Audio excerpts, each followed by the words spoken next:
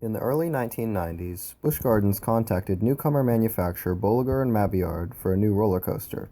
At the time, B&M had only built stand-up coasters, but Busch was looking for a more classic sit-down looper. And as a result, Kuma opened in 1990. The ride was a record breaker and gave the park the start of a new identity. They were to start becoming a thrill park, and their commercials would start looking less like this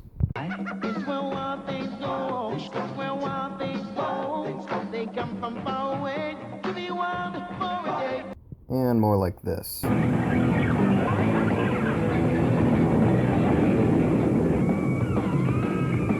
Gardens full of the biggest bloomin' thrill rides and the wildest adventures in the world. Kuma was also the first ride with a name based off African language, which continued on into their next coaster, Montu. Montu also brought Egypt, which was the most impressive and well-themed land when opened. But of course, right when the park was getting successful, competition arose. Mr. Selig, do you have a minute? Oh yeah, hey, what's up? I've got some bad news. Okay, what is it? Universal's opening a second park. Well, that's not too bad. I mean, we just got two of the best coasters in the world, right? That's the bad news. Well, they're getting a B&M invert like Montu, but it will duel and a sit-down like Kumba, but it has a launch. The Hulk coaster. It's probably going to be my number one after I ride it. What can I say? Kumba Plus. Well, great. What is this park supposed to be called? I think they said Islands of Adventure. Get out. Just get out.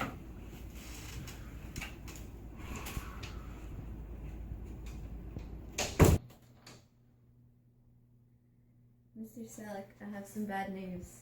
I don't care. Get out. Alright, I'll just leave this here for you.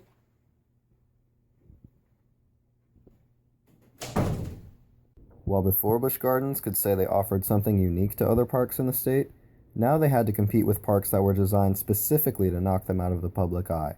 They needed a huge coaster to make 3 hits in a row, but to do this, they would need to take out the original attraction and identity of the park, the Brewery. If they were to truly compete with the big boy theme parks, they couldn't have a giant American beer factory in the middle of their themed African landscape. So what was this third coaster to replace such an important piece of the park? Was it the best, most popular, and most well-loved of the three? Well, to be fair, Gwazi was going to have a tough job following up Kumba and Montu, but on paper it sounded like the right fit for the park. But in reality, it was doomed from the start. The Florida weather was not kind to the massive dueling wooden coaster, and Gwazi quickly got the reputation of being an unbearably rough ride. But while Gwazi was a bit of a misstep, the park continued on. First, to fit theming better, Questor was replaced by Akbar's Adventure Tours, which took you on a ride around Egypt. 2000 also brought the park's first annual event, Hollow Scream, to scare guests every weekend of October.